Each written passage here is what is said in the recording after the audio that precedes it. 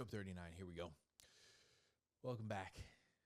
God is now going on his response. He's finally speaking in. These 3-4 guys have been speaking for God this whole time and arguing about God's nature. Just to recap, Eliphaz and his guys, Elihu and whatever that dude's name was, they're saying that God would never punish the wicked. The righteous.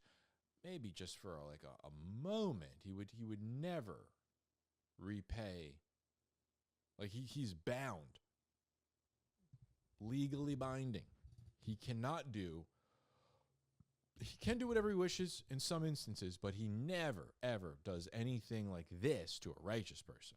He would never let the righteous suffer like this. Maybe just for a moment, just for a brief moment, but never a prolonged suffering would he ever bestow upon the righteous. He would only do this to unrighteous people. So if something bad is happening to you and it's prolonged, it must be because you did something.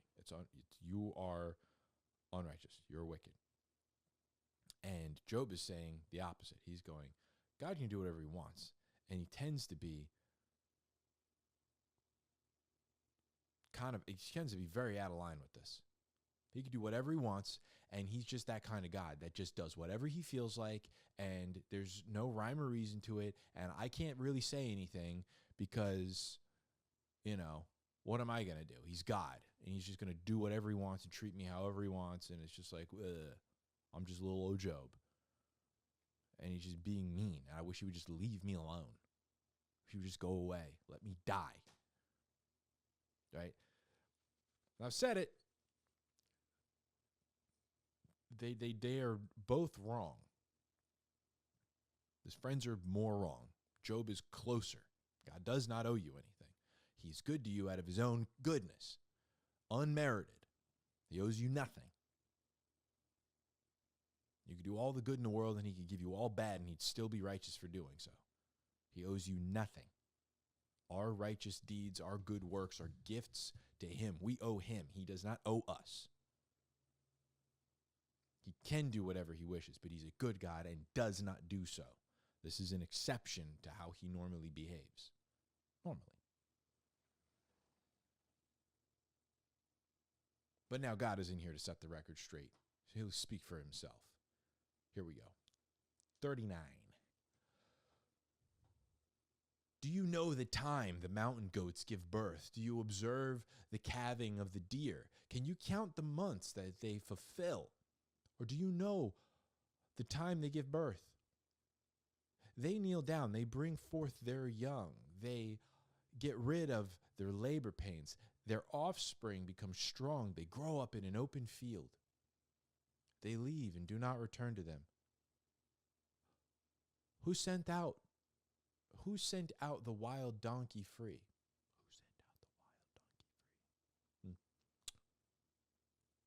And who loosed the bonds of the swift donkey, to whom I gave the wilderness for a home, and the salt of the land for his dwelling place? He scorns the tumult of the city.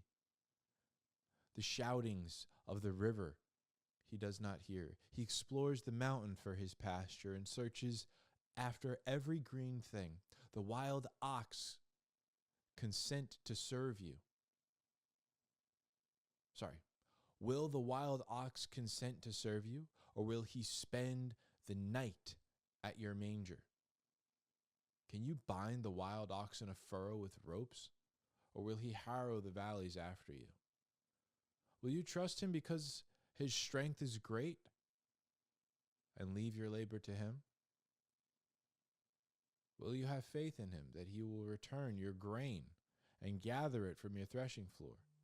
The ostrich's wings flap joyously with the pinion of the plumage of love. For she abandons her eggs to the earth and warms them with dust, and she forgets that a foot may crush them, or a wild beast may trample them. She treats her young cruelly, as if they are not hers.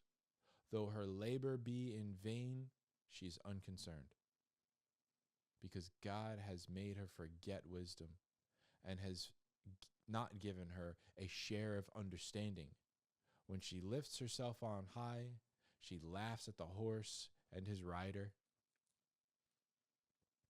Do you give the horse his might? Do you clothe his neck with a mane? Do you make him leap like the locust? His majestic snorting is terrible.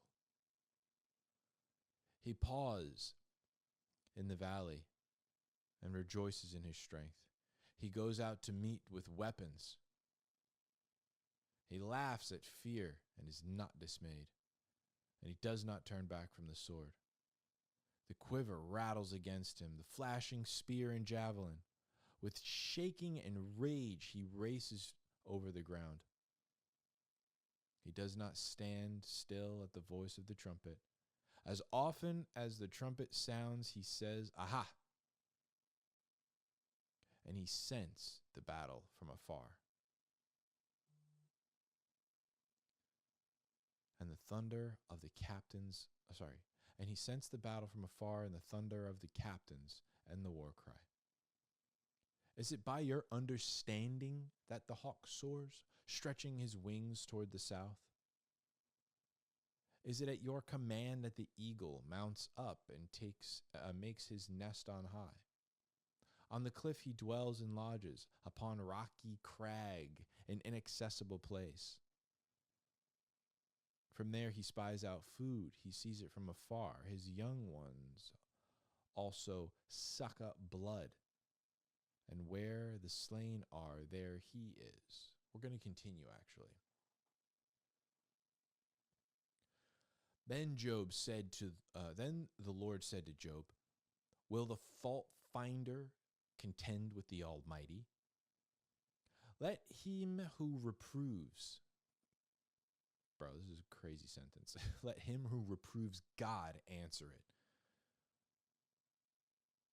Then Job answered the Lord and said, behold, I am insignificant. What can I reply to you? I lay my hand on my mouth. Once I have spoken, I will not answer. Even twice, I will add nothing more. Then the Lord answered Job out of the storm and said, now, gird up your loins like a man. I will ask you, and you instruct me. Will you annul my judgment? Will you condemn me that you may be justified? Or do you have an arm like God? Can you thunder with a voice like his? Adorn yourself with eminence and dignity. Clothe yourself with honor and majesty. Pour out the overflowings of your anger and look on everyone who is proud and make him low. Look on everyone who is proud and humble him, and tread down the wicked where they stand. Hide them in dust together. Bind them in the hidden place. Then I also will confess to you that your own right hand can save you.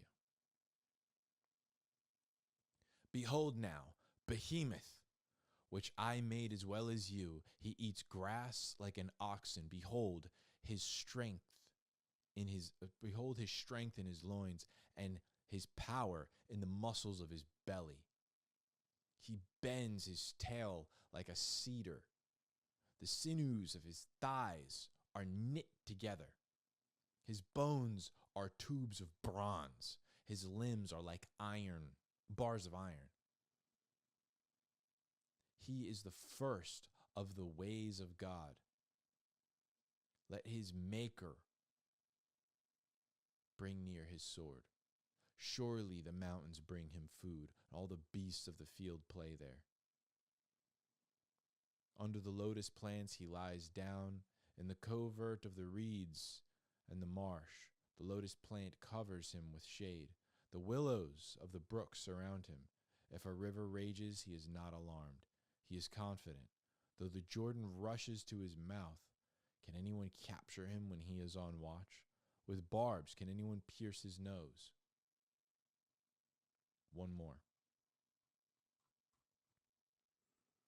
Can you draw out Leviathan with a fishhook, or press down his tongue with a cord? Can you put a rope in his nose, or pierce his jaw with a hook? Will he make any supplications to you? Or will he speak to you soft words? Will he make a covenant with you? Will you take him for a servant forever? Will you play with him as with a bird? Or will you bind him for your maidens? Will the traders bargain over him? Will they divide him among the merchants? Can you fill his skin with harpoons, or his head with fishing spears? Lay your hand on him. Remember the battle. You will not do it again. Behold, your expectation is false. Will you be laid low even at the sight of him? No one is so fierce that he dares to arouse him. Who then is he that can stand before me? Who has given to me that I should repay him? Whatever is under the whole heaven is mine. I will not keep silence concerning his limbs, or his mighty strength, or his orderly frame. Who can strip off his outer armor? Who can come within his double mail? Who can open the doors of his face? Around his teeth there is terror. His strong scales are his pride, shut up as a tight seal. One is so near to another that no air can pass between them. They are joined one to another. They clasp each other and cannot be separated. His sneezes flash forth light, and his eyes are like eyelids of the morning. Out of his mouth go burning torches. Sparks of fire leap forth. Out of his nostrils, smoke goes forth, as from a boiling pot and burning. Rushes. Don't know what that means. His breath kindles coals, and a flame goes forth from his mouth. In his neck lodges strength, and dismay leaps from him. The folds of his flesh are joined together, firm on him and immovable. His heart is as hard as stone, even as hard as a lower millstone. When he raises himself up, the mighty fear. Because of the crashing, they are bewildered.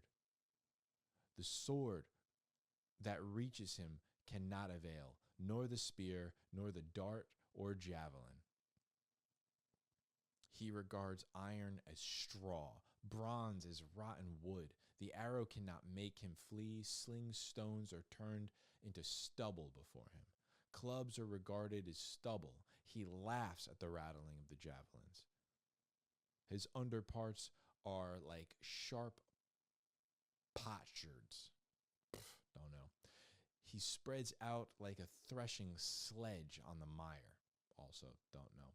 He makes the depths boil like a pot. He makes the sea like a jar of ointment.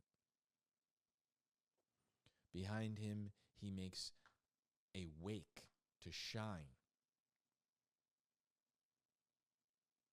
One would think the deep to be gray-haired.